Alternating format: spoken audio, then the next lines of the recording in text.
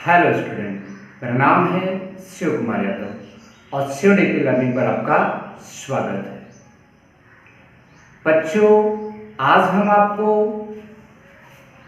कक्षा 10 के विज्ञान अर्थात साइंस के एनसीईआरटी में हम जैव प्रक्रम अर्थात बायो प्रोसेसेस चैप्टर स्टार्ट कर रहे हैं। कक्षा 10 के विज्ञान में यह बायोलॉजी का चैप्टर है। बायोलॉजी में पहला चैप्टर हमारा है जैव प्रक्रम अर्थात बायो प्रोसेसेस, और हमने यहां पर पहली हेडिंग भी एक डाली है, जैव प्रक्रम। तो जैव प्रक्रम क्या होता है, आज के हम इस वीडियो में जरूर समझेंगे। और मैं आपको एक बात और बता रहा हूं कि अगर आपको मैं जो पढ़ा रहा हूं इसके नोट्स भी चाहिए तो आप कमेंट बॉक्स में लिखिएगा, मैं उसकी भी पूर्ति जरूर करूंगा। तो अब हम ये समझते हैं कि जैव प्रक्रम किसे कहते हैं। तो मैं आपसे कुछ उदाहरण की बात करूंगा। मैं आपसे यह बात करूंगा कि आप जीवित हैं तो किन किन क्रियाओं के कारण, अर्थात आपके शरीर में ऐसी कौन कौन सी क्रियाएं होती हैं जिनसे आप जिंदा हैं। ठीक, तो आप बहुत सोचकर बताएंगे कि हम भोजन करते हैं इस कारण हम जिंदा हैं। तो भोजन करते हो मतलब आप शरीर को पोषण देते हो, तो हम पोषण के कारण जिंदा हैं। हम सांस लेते हैं और सांस छोड़ते हैं, यह क्रिया बंद हो जाएगी तो हम जिंदा नहीं रहेंगे, अर्थात हम श्वसन के कारण जिंदा हैं। हमने भोजन खाया, खाने के बाद शरीर ने उससे पोषक तत्वों को ग्रहण किया और फिर वेस्ट के रूप में, मल मूत्र के रूप में शरीर उसे बाहर कर देता है। इस क्रिया को उत्सर्जन कहते हैं, अर्थात अगर उत्सर्जन भी शरीर में ना हो तो हम जिंदा नहीं रह सकते, अर्थात हमारे जीवित रहने के लिए उत्सर्जन भी आवश्यक है। इसके अलावा श्वसन, उत्सर्जन, परिवहन भी हमारे शरीर में बहुत ही महत्वपूर्ण मतलब कि रोल है इसका जीवन जीने के लिए। परिवहन का मतलब है शरीर में ब्लड का जो सर्कुलेशन होता है वही परिवहन कहलाता है। तो अब हम इन सारे उदाहरणों से एक बात पर आ चुके हैं कि ये जैव प्रक्रम क्या है, इसे हम डिफाइन कर सके। तो बच्चों, जैव प्रक्रम और कुछ भी नहीं है, बस वे सभी प्रक्रियाएं जो एक जीव को जिंदा रखने में, जीवित रखने में सक्षम होती हैं। वे सभी प्रक्रियाएं जो एक जीव को जीवित रखने में सक्षम होती हैं जैव प्रक्रियाएं कहलाती हैं, या फिर जैव प्रक्रम कहलाता है। अब ये जीव की बात मैंने कहा तो यहाँ केवल मनुष्य की बात नहीं होगी, यहाँ पेड़ पौधों, जीव जंतुओं सबकी बात होगी।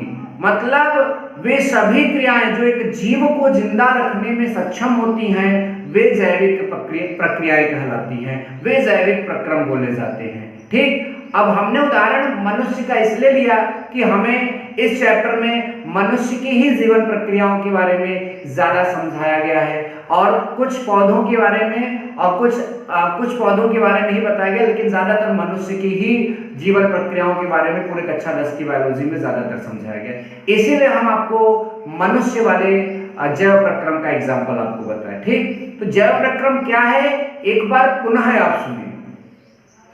वे सभी प्रक्रियाएं जो एक जीव को जिंदा रखने में, एक जीव को जीवित रखने में सक्षम होती हैं जैव प्रक्रियाएं कहलाती हैं।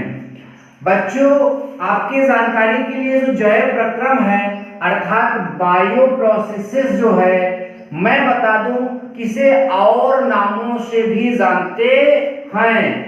इसे जानते हैं जैविक प्रक्रम के नाम से। किस नाम से जानते हैं? जैविक प्रक्रम के नाम से।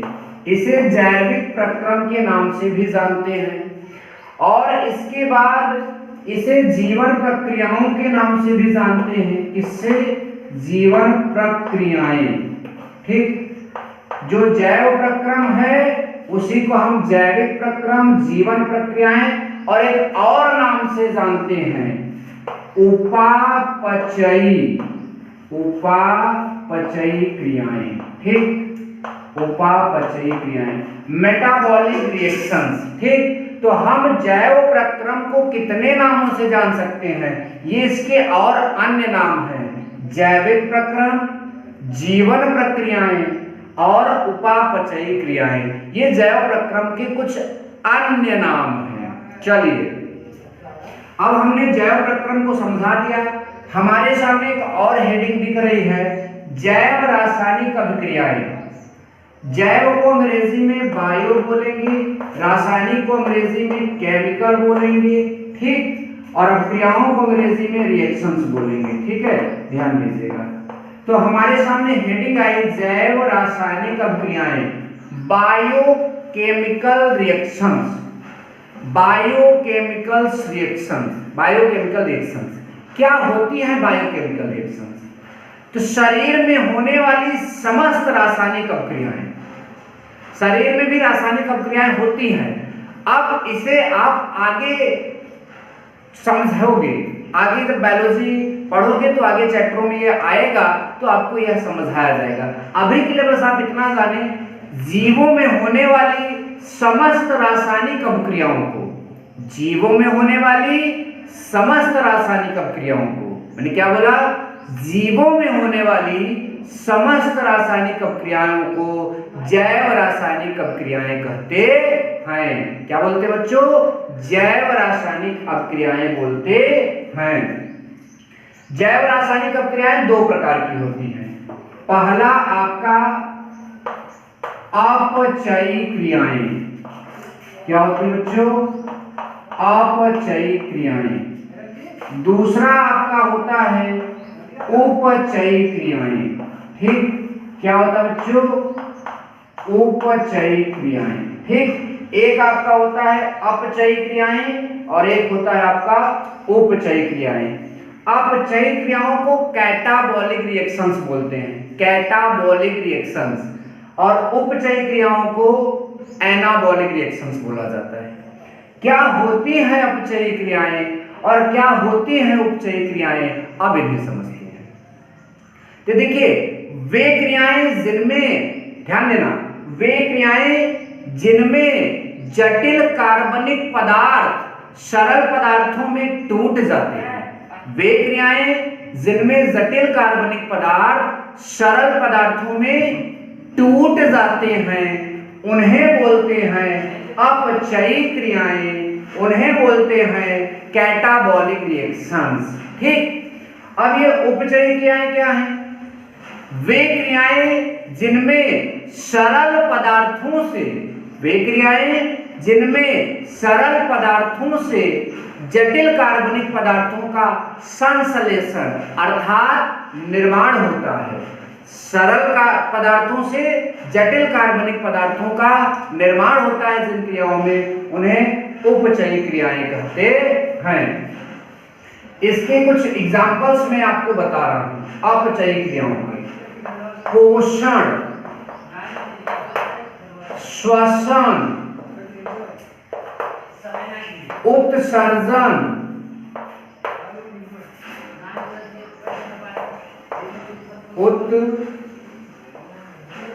उत्सर्जन, परिवहन आदि। ठीक, सबसे ज्यादा तो आप पोषण, श्वसन, उत्सर्जन, वो सब उपचयी क्रियाओं के उदाहरण हैं। और अपचयी क्रियाओं के उदाहरण क्या होंगे? तो इसका एक बहुत ही प्रमुख एग्जाम्पल है प्रकाश संश्लेषण। क्या होता है बच्चों? प्रकाश संश्लेषण, प्रकाश संश्लेषण। तो जल्दी से इतना फिर से रिवाइज कर लेते हैं। हमारे पास था जैव प्रक्रम, तो मैंने बताया वे सभी प्रक्रम जो एक जीव को जीवित बनाए रखने में सक्षम होती हैं, जैव प्रक्रम कहलाती हैं। उदाहरण के लिए पाचन, उत्सर्जन, श्वसन, परिवहन, ये सब जैव प्रक्रम होती हैं। उसके बाद मैंने आपको जैव रासायनिक अभिक्रियाओं को समझाया, बायोकेमिकल रिएक्शंस। तो बायोकेमिकल रिएक्शंस क्या होते हैं? शरीर में होने वाली या जीवों में होने वाली सभी रासायनिक अपक्रियाओं को, शरीर में होने वाली या जीवों में होने वाली सभी रासायनिक अपक्रियाओं को जैव रासायनिक अपक्रियाएं कहते हैं। और यह अपक्रियाएं दो प्रकार की होती हैं, अपचयी अपक्रियाएं कैटाबॉलिक रिएक्शंस, उपचयी अपक्रियाएं एनाबॉलिक रिएक्शंस। अब अपचयी क्रियाएं क्या होती हैं? मैंने बताया, जिन मतलब की क्रियाओं में जटिल कार्बनिक पदार्थ टूटकर सरल पदार्थों का निर्माण करते हैं उन्हें हम अपचयी क्रियाएं कहते हैं। इसके उदाहरण पोषण, श्वसन, उत्सर्जन आदि। अपचयी क्रियाएं मतलब एनाबॉलिक रिएक्शन क्या है? जिन अपक्रियाओं में या जिन क्रियाओं में सरल पदार्थों से जटिल पदार्थों का संश्लेषण अर्थात निर्माण होता है उसे हम उपचयी अपक्रियाएं अर्थात एनाबॉलिक रिएक्शंस कहते हैं। ध्यान दीजिएगा, एग्जाम्पल आपका है प्रकाश संश्लेषण। ठीक, अब इसके बाद की अगली क्लास में हम आपको पोषण की परिभाषा और शरीर में भोजन की आवश्यकता क्यों होती है इस बात को समझाएंगे। आज की वीडियो लेक्चर में बस इतना ही। वीडियो अगर अच्छा लगा हो तो लाइक और शेयर करना ना भूलें। चैनल पर पहली बार हो तो चैनल को सब्सक्राइब करना भी ना भूलें। Thank you so much. जय हिंद।